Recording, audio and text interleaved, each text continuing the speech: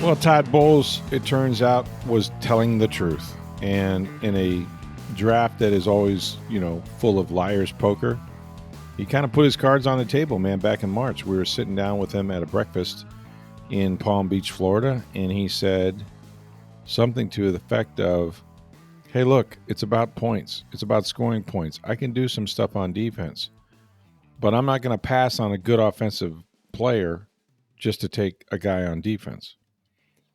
And he didn't. That's actually how it came to pass in the first round, at least, for the Buccaneers. They got down to the 19th overall pick. There were a lot of defensive players on the board that we, felt sort of would be in that range or be available in that range. And the Bucs bypassed all of them, and they did it to get a wide receiver, Emeka Egbuka, from the national champion Ohio State Buckeyes. I'll say that again, Steve, just to make you mad. The national champion Ohio State Buckeyes. Can you really win the national title when you can't beat your rival? They just didn't win. Yeah, they didn't win the for the fourth straight year. That's all you got, really. That's it. Can't win your conference. Can't win your rival. I mean, They won the one that mattered, baby. They definitely won the ones that mattered. Interesting pick. I mean, listen, we have addressed this several times on this podcast and other places. I wrote about it in the Tampa Bay Times going back to that March meeting with Todd Bowles. That was sort of the headline. And we knew he was talking about the receiver position in particular. And that's because of all the reasons we've listed. Mike Evans is going to be 32 years old when the season starts. And Chris Godwin, for all the, guile and guts that he shows, is still a guy coming off a catastrophic type injury, had his ankle turned backwards, dislocated, broken bone in his leg. This is, several years after 3 torn knee ligaments. He's going to be 29. So how much longer are you going to have Batman and Robin over there? Okay. So they're going to have to restock the position. They started that process a little bit last year with Jalen McMillan, but McMillan right now is a number 3, a good number 3, and he had a nice final 5 games of the season with 7 touchdowns. But what is he if you put him in the 1 or 2 role, if one of those guys goes down again? And so this being a passing league, I feel like they definitely had some defensive players there that we had talked about, Mike Green and some others, and they have lots of needs at edge rusher, inside linebacker, corner, and I'm sure they'll address many or all of those, in the next 2 days in the draft. However, as Stephen A. would say, you took a receiver, and I get it. It's as Jason Light said, it's a move for the future and for the present. Okay. Now, when you look at him, and I saw him just over videotape, he's supposed to be in tomorrow for a news conference, although he's coming all the way from Washington, so who knows, right? But when you look at Egbuka, he's a slight build guy. Like he's 6 foot 210, I think, is what he's listed as. But from a shoulder standpoint, or 202, not 210, 6'1", 202. So he's a very slight build dude and not a big shoulder span or anything like that. But he's gotten it done. He's been productive at the highest level, right? Who are we to say he's not physical enough to play in the NFL? 81 catches for 1,011 yards and 10 touchdowns. Set a school record with 205 career receptions. And they've had, just a ton of a great lineage of Ohio State receivers, since he was recruited and then beyond. So I have confidence that he knows what he's doing, that he can catch the ball, and he seems like a 10 on the character scale. What I don't know is, he's a slot receiver to me because of his size. And what I don't know is how he's going to hold up in the NFL. This is not college football. Even though he played major college football, this is still something at a different level. So to get that receiver, and of course the Bucs, real big on character, Buccaneer man. They get the, the silhouette up there of Levante David and all the attributes they like. He fits that description, and he's been very productive at the highest level in college football. So why am I not convinced that this was the pick that we're going to look back and go, oh, wow, Jason Light did it again. He found another Pro Bowl receiver. I'm just not sure, I guess. Well, and we discussed this last night. And it was very late, of course, but did we? I can't remember. I'm not. I'm a little. I don't. Shock's not the right word. I'm disappointed. Yeah, that they didn't address their biggest needs. Now, we'll see what they do day 2. There's a whole draft ahead of them. Yeah, exactly. And receiver is a need. I'm not. No, it I'm definitely not debating was. That is. Yeah.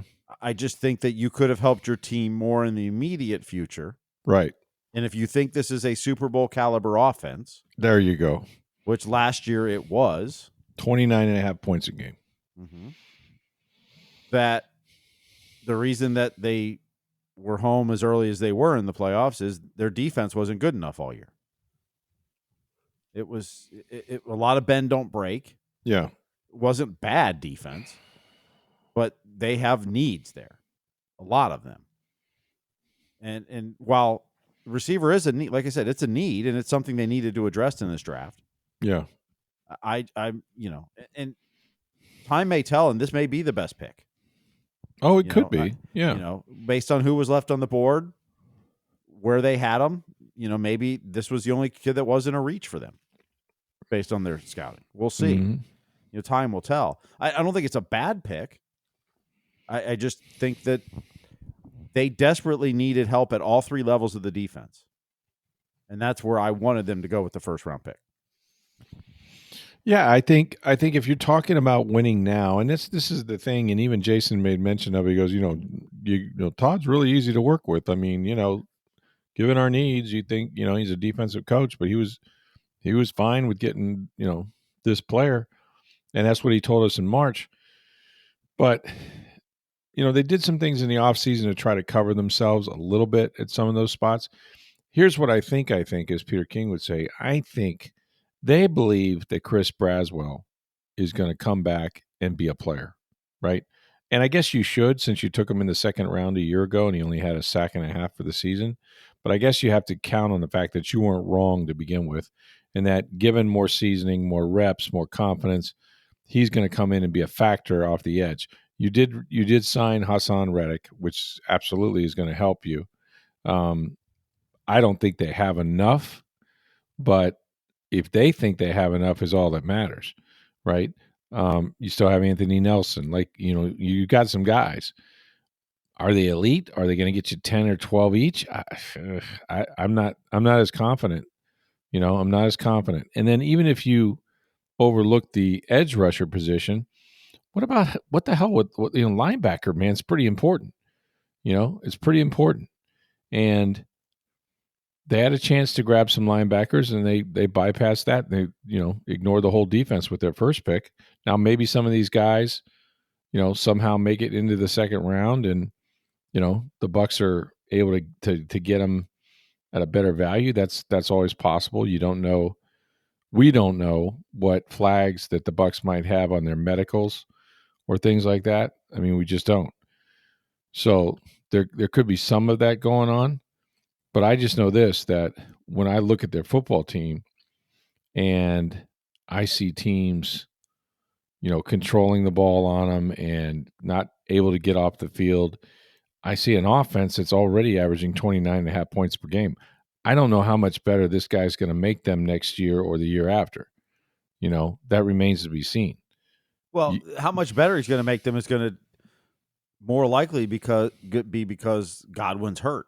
There you go.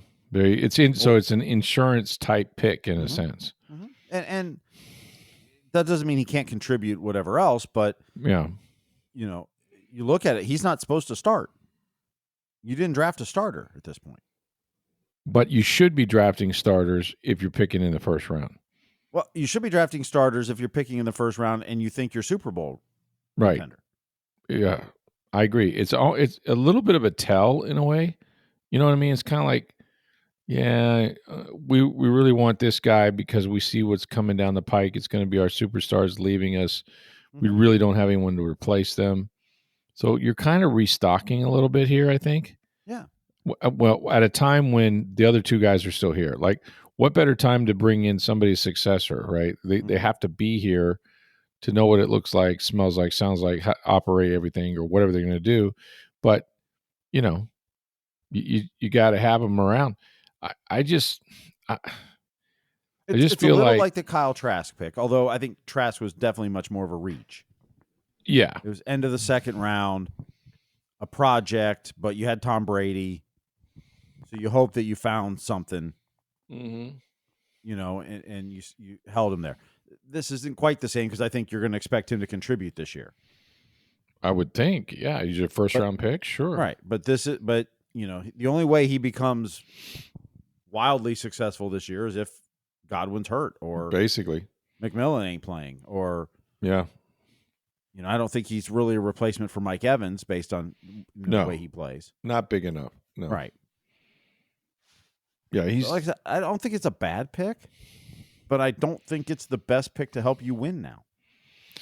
Yeah, it definitely is not. Like, this is a GM pick, and even Jason kind of made allowances and said, you know, I talked to Todd Alight, and he said I'm fine with this, almost as if he was trying to justify it to us, having already justified it to his general manager. I'm not sure what Todd would say, you know, if you gave him sodium pentothal, whether he's crazy about it or not. But I know that when they line up against name the team, and that other team is moving down the field, moving the chains on them, and they're playing, you know, too many snaps a game. I mean, then you're going to wish that you maybe did something on defense. It's difficult. You know, this guy is going to have to become a really good player. Like, that's the bottom line. And they interviewed him at the combine and decided not to have him in at all for the top 30 visits, because sometimes, frankly, those top 30 visits can start a lot of speculation. He had another reason for it, but yeah, it's interesting. I don't dislike the kid. He's a bright kid. The things he says are unbelievable. Another guy from Washington, not UW, but from Washington. He competed against McMillan way back in the day in 7-on-7 tournaments, and they got to be pretty good friends, which I thought was interesting. So, yeah, there's a lot there. I guess you got to give them the benefit of the doubt, but we know they're not going to put four on the field together very much. That's a certainty. And he's got a big learning curve. You know, he's got two good guys to learn from. I don't know that I would have pulled the trigger on that. I think I'm going for the Super Bowl. I think I'm trying to, you know, bolster my defense. Now, maybe they have some deals and some trades done that we're not familiar with. I don't know. But it was surprising. It really was. And we're going to talk to him tomorrow. And, you know, but he's a very likable guy, first and foremost. And when you put on the tape, he stands out. I mean, he stands out because he doesn't drop anything. You know, he just goes about his business and plays with a bunch of really good Ohio State receivers. You know, the lineage of Ohio State receivers is pretty long and pretty effective. And I think he's really proud of to be part of that in a weird way. But look, if he plays anywhere near the level that he did in college, he was a really good college player, and he had to wait his turn. You know, so if he can get that going, they'll be fine. But you had Jahad Campbell on the board, you had Mike Green on the board, right? Like, there were dudes that would have been justifiably picked right around that spot, and they kept dropping, and the Bucs didn't address it. They didn't address an edge rusher, and I think a lot of it is they're like, well, you know, we're good with what we have. Although, you know, you wonder, Jahad Campbell didn't go till pick 31. That's right. He did not. And Green is still on the board. Green's still on. Both those guys have some marks against them. Green is off the field stuff, accused of sexual assault, never convicted, you know, transferred, all this stuff. Who was the other one that's not? Jahad Campbell. I mean, the Eagles traded up to get him. The Eagles did get him, right? Yeah. He had a bit of a shoulder. He had a bit of a shoulder or something that people were trying to check out. Yeah. Well, he had shoulder surgery. He's going to need surgery on the other shoulder after this season. He's got some other medical issues. I mean, he's one that's not going to be a huge impact this year. Maybe not as big as what you hope for the future, but Yeah. It's hard to take a guy. It's hard to tell an owner we're going to take a guy right here that we're not going to be able to play. You know, owners don't buy green bananas. It's very difficult to show them sort of the long term approach. But you know, in the short term, I think the Bucs these next 2 days are going to have to go hard and heavy on defense, almost to make up for what was kind of a vanity pick. Like look, how many more points are they going to score with this guy? He's going to be their fourth receiver, right? How much difference will he make? I'll say this: it could be some, but I don't think it's going to be a lot because he's got traffic in front of him. McMillan could do it because he had ops. You've got to have opportunities, man. So curious. And again, can't emphasize enough. Really good kid, looks really small. And like, he played at the highest level and all that. But it's funny to me. It's like, yeah, even though you're the kind of like the heir apparent to Chris Godwin, you look nothing like Chris Godwin.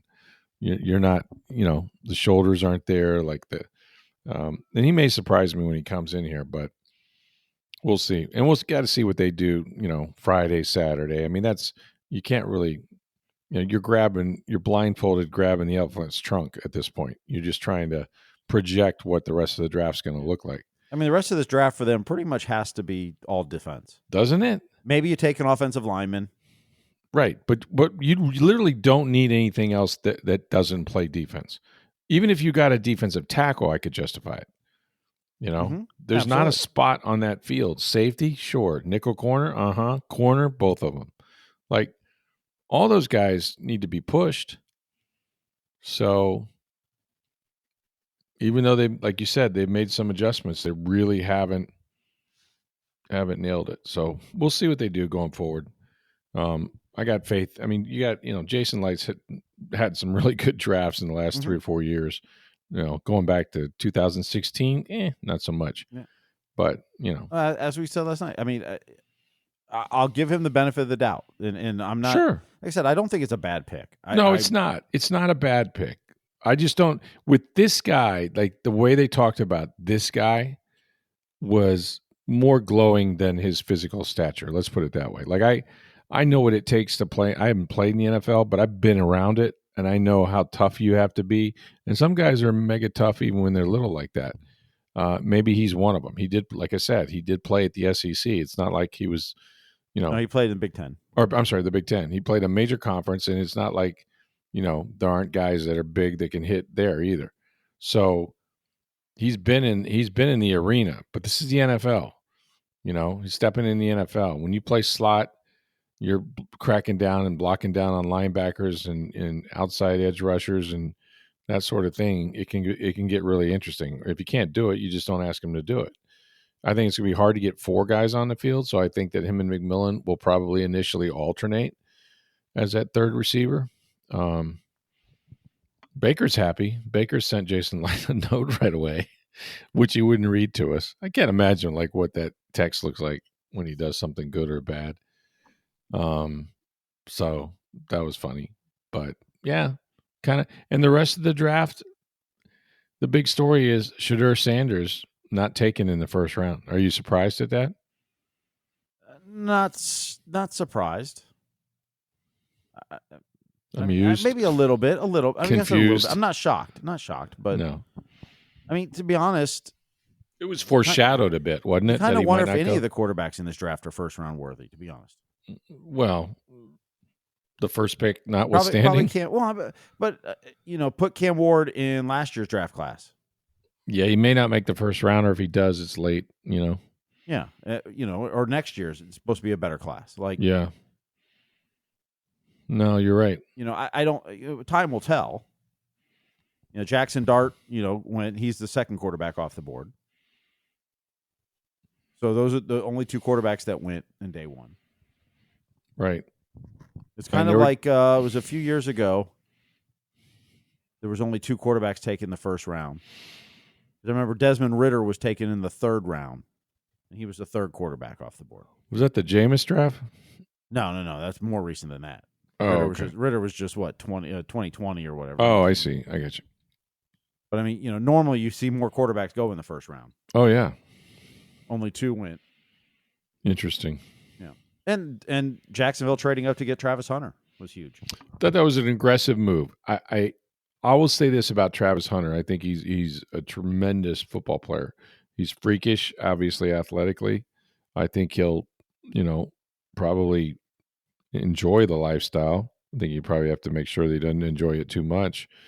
But I don't see any way that Travis Hunter, for any substantial number of snaps, can play both ways.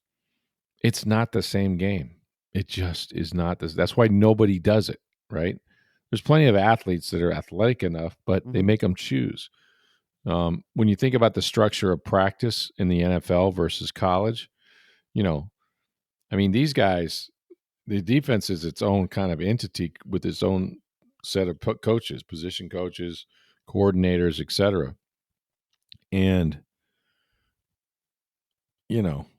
I just think it's difficult to go back and forth at the NFL level. It is, and we haven't really seen it outside of, Deion Sanders would play a little bit of offense, and Charles Woodson would. But see, they were defensive players first. Right. This guy was going to be a receiver first. Right. So how do you incorporate him? All you can do is say you're playing cat coverage. You got that cat, go cover him. Because you can't practice him. I think they took him to be a receiver, but can play some. I don't think he's going to play full-time defense. No. But we'll see if this can work. I mean, before Shohei Ohtani, how many players were pitching and hitting? Now, I'm not saying it's the same thing. Don't get me wrong, but just because it hasn't been done before, he'd be a unicorn. Yeah, no, he's going to be a unicorn if he does it. Obviously, I'm just not convinced that he'll be able to. I don't know. I'm rooting for the kid. It's just, I'm sure what Liam Cohen is thinking first and foremost is he wanted to improve the receiver position. Mm-hmm. That's what he's going to be in Jacksonville, and that he's really good. Like, that should help him. But I also think it was about energizing a fan base too. Yeah, probably. Making a bold move, trading up, bold new GM, move, new coach. Yeah, we're going to make a statement here. Yeah, we're kind of rebranding ourselves. We're not losers anymore. Mm-hmm. You get something for Trevor Lawrence, which is never a bad thing, right? You take care of your quarterback. Yep. Like, that's what franchises do. They're building around their guy, and he needs more targets. So, I understand it. Like I said, only time. Look, half these guys aren't going to work out, right? Like, about half of these guys in the first round aren't going to be what everybody hypes them up to be. That's just a fact. But I think you at least have to go into it with, like, okay, how are we coming out of day 1, day 2, day 3 with a better football team? You should be significantly better at the end of the draft than you were going into it. You should. Even if you've done a nice job in free agency, there should be, an area that challenges the older players with the younger players. That's all part of it. But love the draft. Love what's going on. There has been, a few, things maybe a little bit unexpected, but for the most part, it was fairly chalk for a good part of the first round, and it went fairly quickly too. Like, you got 10 minutes before picks. I think most of them were in before that. Today it will be, I think it's down to 7 minutes. It'll speed up a little bit, and then less on Fridays, like 5. So they'll start coming more rapidly. Or Saturday, I'm sorry, yeah, less on Saturday. They'll come a little more rapidly. But we'll be back out there again and see if Jason Light can build on this. They were over the moon happy. Like, this was not. Mm-hmm. This wasn't just like, yeah, we took the best player and it just turns out he was a receiver. No, they targeted this guy. Like, they felt he was at a level above a lot of the players that they were looking at. Well, that's where you got to give them the benefit of the doubt. If they went and took a receiver with this pick, knowing their needs on defense, yeah, they are very high on this guy. Yes, that came across. Mm-hmm. There's no question that for them to not take defense in that first pick means they were super. Probably would have drafted this kid 4 or 5 positions higher if they were drafting 13th, 14th, whatever. Right, no question. Yeah, I agree. I think they thought he was special, and I also think they believe that there's going to be a lot of defensive players coming up, and they're still going to be in a position to add on defense. I mean, remember, Zion McCollum was like a 5th-round pick out of Sam Houston State, I believe. Not exactly Ohio State. So, players come from everywhere, in every shape and size. And sometimes you got to lean on your scouts and your, people out in the field to find those guys. And even if they're not drafted high, to go in and get them under your control. So that's going on, I'm sure, still. But it is, and I credit Todd Bowles, because Bowles could have easily put his foot down and said, hey, I'm going to get fired, man. He might be the best pick, but he can't be the best pick this year. Like, we need some help. And it was, according to Jason, it was just the opposite. Like, he embraces stuff like this. And as far as playing defense, it'll challenge him, to try to figure out, okay, maybe if we don't start him, that's fine, but how can we use him during the game? He'll be resourceful. So maybe they can use Egbuka at cornerback too. They're going to need one. They're going to need all of it, man. They're going to need all of it. It's crazy. There's some good video of him. There's some good video of Jason Light on TampaBay.com, and get to that. And of course, you read the story in Tampa Bay in the Tampa Bay Times. All right, so we're going to get to the Lightning here in a second, but first, I'm going to have to tell this new young receiver to get on down to Breitling Boutique to celebrate being drafted by the Buccaneers. Breitling Company's been in business for over 140 years. If you're into football, and obviously this guy will be, they've got 32 team watches while they last. That's a key. While they last, that are kind of celebrating the NFL's 104th year anniversary with these watches are beautiful. They're the chronomats. They got the team colors on the face of the watch, and then they have the helmets and the logos and things like that. I can't describe it well. If you go on TampaBay.com, you'll probably see a picture of the Buccaneers watch, but these are beautiful timepieces, and they're collector's items, obviously. And then also they have watches for your wife, for your girlfriend, sports watches that come in all kinds of colored wristbands. These are durable. If your wife or girlfriend's on the go like mine is, she's going to love it. So it's Breitling Boutique, International Plaza Mall, center of the mall. Go upstairs, and believe me, the customer service is the best you'll ever have. Breitling Boutique, make sure you let them know that they heard about it on Sports Day Tampa Bay. So the good thing about the draft and the Bucs picking where they did is that there was plenty of time to sit around and eat bad food and watch the Tampa Bay Lightning. And I got to tell you, I watched all of that game, and my singular, and I didn't hear what Cooper had to say or anybody else, my singular impression was they had 3 grade A chances, and if they just needed to bury them. And when you don't, you lose. They lost 1-0, but they had plenty of good chances and good looks where, they just missed. The ball, the puck is on their stick, and they miss it high, they miss it wide, or they miss an open net. And like these goaltenders or Bobrovsky was kind of sprawled out and, out of the play, and there was plenty of net there. They just couldn't make it work, man. I can't explain it. They were just, I think maybe they're a step slow still. They played a much better game. It was 1-0, not 6-3. But having said that, so the Lightning came out firing, and they had 2 grade A chances early, Gensel and Point.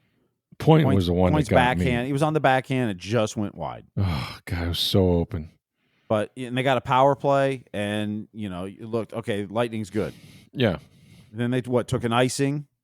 Took an icing, yeah. And then Florida wins the face-off, a set play over to the other side at the face-off dot. Drills a shot by Vasilevsky. Yeah, that's how it went. World-class shot. You'd like Vazzy to make that save, but that's a really good shot. Yep.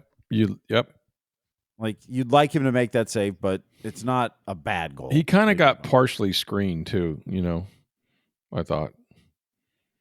So they give up that goal quick, and that's the only goal of the game, basically. I mean, that was it. It was 2-0 with an empty netter with 5 seconds to go. Or 4 seconds to go. I don't count that, but yeah. But the shame is the Lightning came out and had those opportunities, couldn't bury it. Florida gets one play, and boom, they win the game. Yep. And Lightning played much better. I still think Florida was the better team that night, or last night. Mm-hmm. But the Lightning played a style of game that can win games in the playoffs. Right. Tuesday night they didn't. Yeah. Last night they definitely did. Mm-hmm. But they're down 0-2, and now they have to win 4 of the next 5. With 2 of them down there And in at least Sunrise. 2, they have to win at least 2 on the road. Yeah. Really hard to do, man. Just, it's a shame because I think they're a really good hockey team that if they didn't run into Florida the first round every year, that they would probably go somewhere. Well, it's the same thing Florida said a couple of years ago when they kept running It is into exactly Tampa Bay. what they said. Yeah. Yeah, you're right. You're right.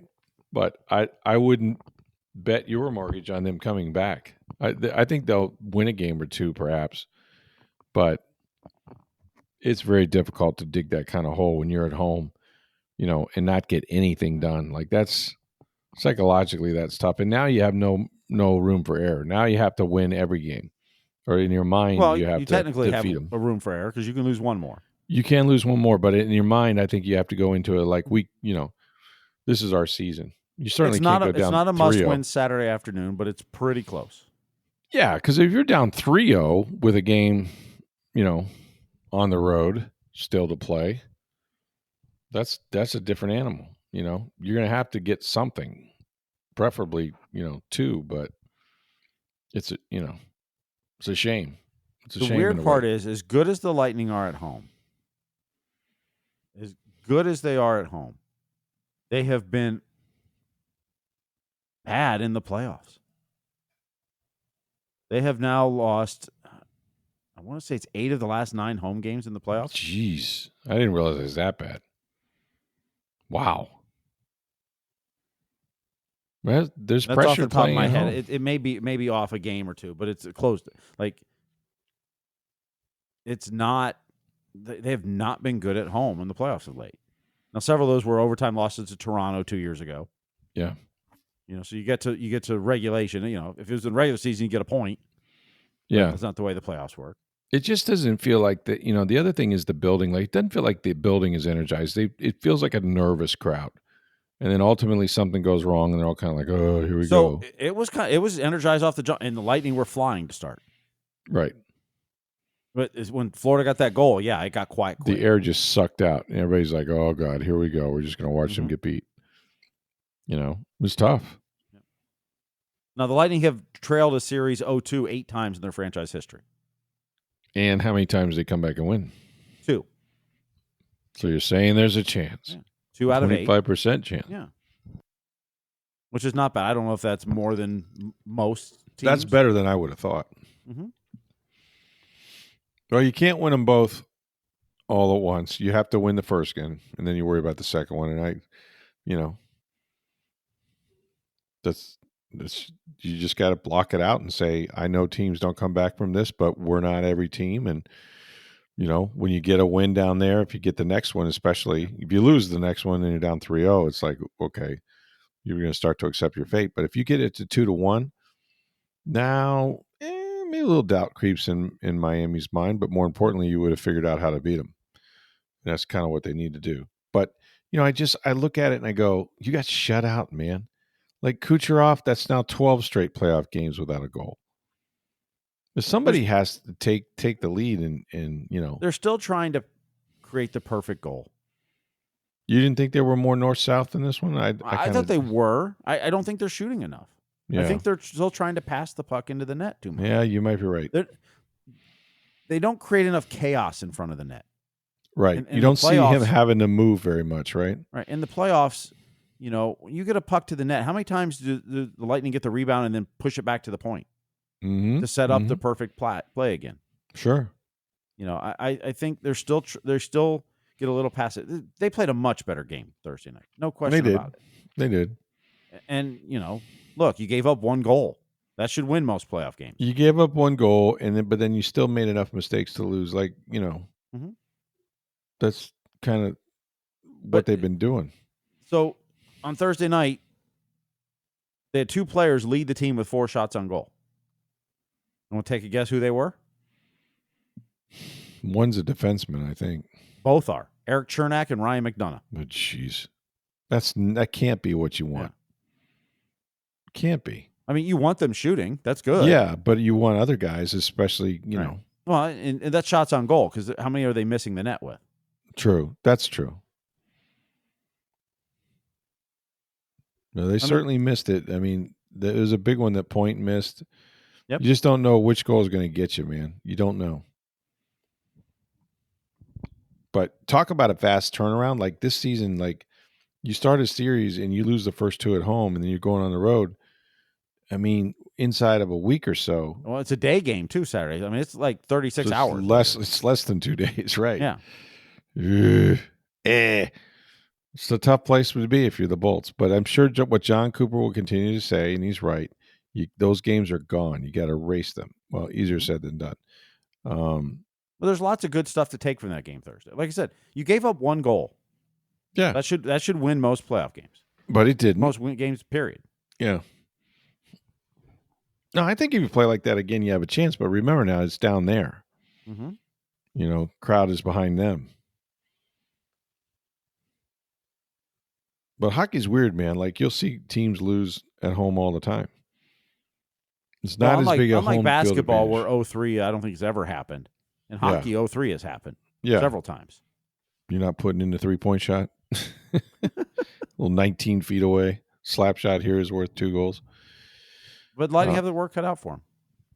Yeah, they do. And so they got game 3 on the road Saturday afternoon at 1 o'clock. And then game 4 is Monday night at 7. And the season could be over that night.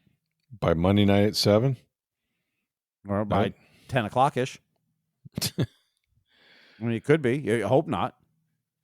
That's the thing, though. You know, you go through the whole year, and what always gets me is the suddenness, right, of the season ending. And there's only a couple teams that are going to advance to the Stanley Cup Finals. But man, that aside, like, well, that's what all sports. I mean, yeah, football goes into a game, you're not expecting it, and then boom, it's over. Yeah. Or the March Madness tournament. Right. That's the thing about sports, man. Only one team goes home happy at the end of the year. You're right. That's absolutely true. And only 12 teams like their quarterbacks, or how many of there is in the playoffs, and that's it. They're always looking for people too. The good news is, before we get out of here, the Tampa Bay Rays have won in Arizona again in extra innings. They won a series. They won a series. They were down twice in this game by 3 runs, came back, rallied to tie it, sent it into extras, and then won the game. And, yeah, I mean, it's funny. You go on the road, and they lost the first one, and then you have people like Christopher Morel, who's having a hell of a series. He's had a couple home runs. He hit a 2-run homer that helped get him to a 7-4 win. So they're 11-14 now. They're on to San Diego, and it's starting to show a little bit of life. Like they're starting to show a little bit of fight. And even though they struck out, I think it was 14 times, it might have been 15, but 14. I know on my way home from the Lightning game, listening on the radio, they were at 9 at that point. And that was like the 5th inning. It was at least 14, and then they went and they do this extra innings runner thing. I'm not sure anybody struck out, but to have that kind of night at the plate and still do enough offensively and get some huge hits and huge moments late in the game, as Kevin Cash said, that was a big win, a big team win. He goes, the guys are really pumped, and they should be. So maybe you start to right the ship a little bit. You go on, get 1 or 2 from the Padres, and come home and be a better team. Just be a better team. Chandler Simpson is helping them. His speed. He helped scrap together a run in the ninth to tie it, and they got the bullpen, going, and they did what they had to do defensively to pull it out. And it's hard to win extra inning games on the road, especially now with the special runner and all that, the ghost runner, really stacked in the home team's favor. And it used to be that teams would be like, okay, let's play for a run here, and they might bunt the guy down to third and then try to score him. Now you realize if you're the visitor, you better get 2 runs. 1 run's not going to do it. You're going to have a walk-off loss more often than not. So credit them for for keeping the pedal down. And Kevin Cash, just feeling out his team. He's got so many injuries. The outfield's been beat up. I think they've, 3 or 4 of their guys aren't available right now. It's Jake crazy. Mangum on the IL now. Now Mangum's on the IL, and that's just devastating. They just had too many injuries, but yeah, they're hanging in there. It's not a great club. It's they're out. They're challenged offensively.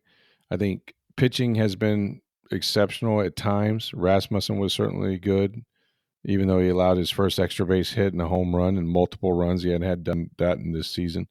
But you're going to get a decent start from him. But the ability to come back despite striking out 15 or 16 times, whatever it was, that takes a lot. And they did it. They show some character, and that's important. All those things are important. It's about winning. We talk about culture and all that. I think you have to win to help change the culture. I don't think we've changed the culture and now we can win. But these are young guys. They got a lot of guys hurt. It's still pitching defense for the most part. So I give them credit, man. They went out there and they won a series, and that's big time for them.